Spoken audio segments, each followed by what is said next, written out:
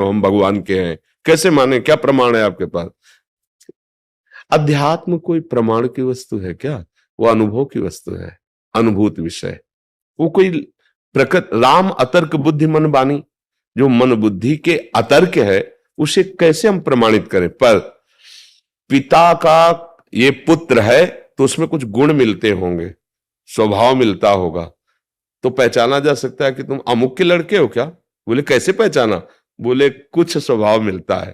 तो जैसे हमारे अंशी जो है प्रभु, वो अविनाशी है, तो हमारे अंदर एक चाहत है कि मैं मरूं नहीं कभी, है ना? सबके अंदर है ना, मैं मरूं नहीं, इसका मतलब मैं प्रभु का अंश हूं। दूसरी बात, हमारे प्रभु आनंद राशि है, हमारे अंदर ये चाहत है कि मुझे कभी दुख न मिले, सदैव आनंद ही आनंद है ना, चाहत सबके अंदर, तो हम है ना प्रभु के अंश।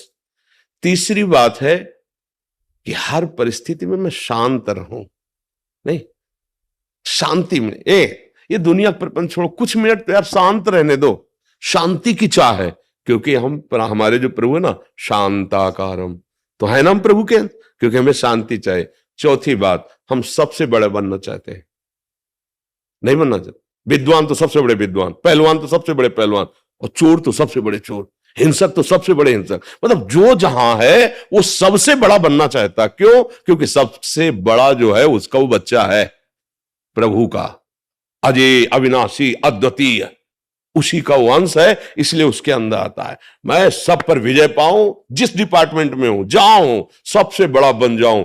ये कुछ लक्षण ऐसे बताते हैं कि तुम प्रभु के अंश हो। बोलो सबकी मांग है ना, ये पूरा प्रयास इसी के लिए है कि नहीं? ये चार बातें अपने जीवन में देखो, सबका प्रयास, विद्वान मूर्ख बेविचारी इंद्रिय जीत, जो भी जहां भी जैसा भी, ये चार बातें सबकी मांग है।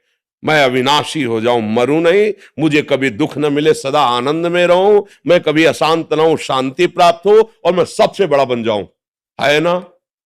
ये चारों बातें प्रमाणित करती हैं कि मैं भगवान का बच्चा हूं, क्योंकि ये भागवतिक लक्षण है, और अनुभव करो तुम्हारे अंदर ये है कि नहीं है, इसका मतलब तुम भगवान के अंश हो। और ये चारों बातें जगत में नहीं मिलेंगी, ये जगदीश में मिलेंगी।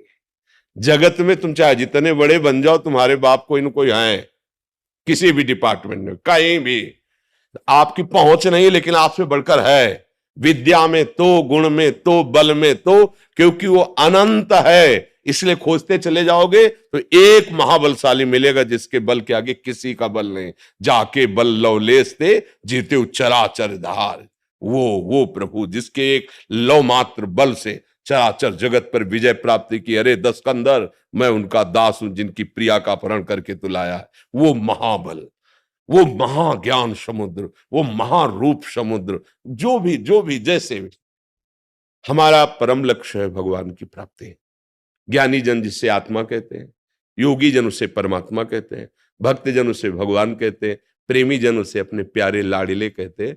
उनके ये सब शब्दावली हैं, जिस रूप में चाहो जैसे चाहो, ये यथा माम प्रपद्यन्ते तास्तथैव भजामि। जैसे ये भगवान का प्यार देखो, जैसे चाहो, तो आज चाह रहे हो ना पत्नी रूप में, वही बना है, पुत्र रूप में वही बना है, जो तुम दृश्य देख रहे हो भेद में वही बना हुआ है। मत्ता परतरम नान्यत् किंचित् अस्ति धनंजय, मैं ही मैं हूं, मैं ही मैं।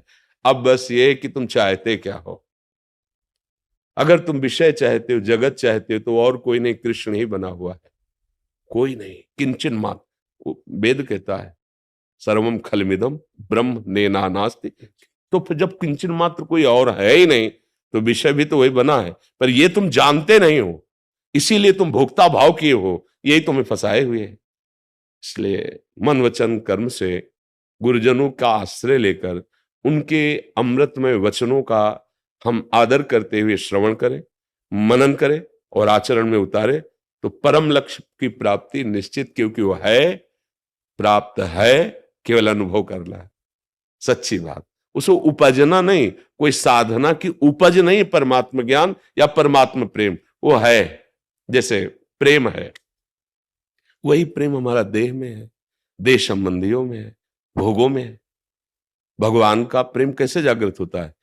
सबकी ममता ताग बटोरी, वो मम पद मन बांध बटोरी, वही प्रेम है ना, वही बिखर गया असत में तो राग कहा गया, मोह कहा गया, आसक्ति कही गई। लेकिन वही समिट गया प्रभु की तरफ तो अनुराग कहा गया, प्रेम कहा गया। कोई अलग चीज नई उपजती नहीं साधना से। जो तत्व ज्ञान है, जो तत्व है, जिसको हम भूले हुए हैं, उसी की स्मृति आ गई। नष्टो मोहा स्मृति लब्धा तत्प्रसादान में। कोई नई चीज तो नहीं हुई ना। पूरी गीता सुनने के बाद कोई नई चीज उपजी क्या? नहीं। जो अंधकार कोहरा था भगवान के वचन रूपी सूर्य के प्रकाश से नष्ट हुआ तो स्मृति हो गई। किसकी? अपनी स्मृति हो गई, अपने स्वरूप की स्मृति। पूर्व से ही विद्यमान थी, जो पूर्व से ही विद्यमान थी, हाँ, उसकी स्मृति, उसकी स्मृति, उसी का अनुभव हो गया। साधना से कोई नई वस्तु प्राप्त नहीं होती है। हाँ, जिसको हम भूले हुए हैं। जासु कृपा सब भ्रम मिट जाई, गिर जासु कृपाल रघुराई। गुरु प्रसन्न साहब अनुकूला और मिटी सकल कल्पित भय सूला। जो कल्पनात्मक भय था रस्सी में सांप का, वो भय नष्ट हुआ। न सांप पहले था, न वर्तमान में है, न भविष्य में रहेगा।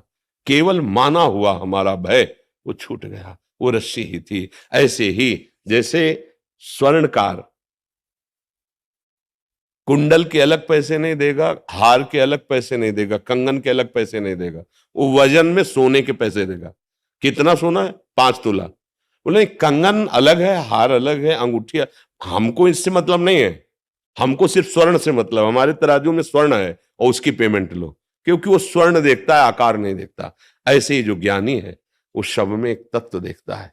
जितने भी कुंडल कंकण आदि बने हुए हैं वो स्वर्ण ही है। ऐसे ही जड़ चैतन्य जो भी बना हुआ है वो परमात्मा ही है। ऐसा बोध हो गया वो जीवन मुक्त हो गया। जीवन मुक्तता ही, भगवत प्रेम ही इस जीवन का चरम लक्ष्य है। और उसकी प्राप्ति, जो विस्मृत है उसकी स्मृति, जो स्मृति में उसकी विस्मृति। हम संसार के सन्मुख है, स्वरूप से बेमुख है, प्रभु से बेमुख है। अब थोड़ा उल्टा होना पड़ेगा, प्रभु के सन्मुख, संसार से बेमुख। हम प्रभु को साधन बनाए हुए, साध्य विषय को बनाए हुए, थोड़ा उल्टा कीजिए। साधन विषय बना लीजिए, साध्य प्रभु बना लीजिए, निहाल हो जाएंगे। जहां है वही भगवत प्राप्ति हो जाएगी।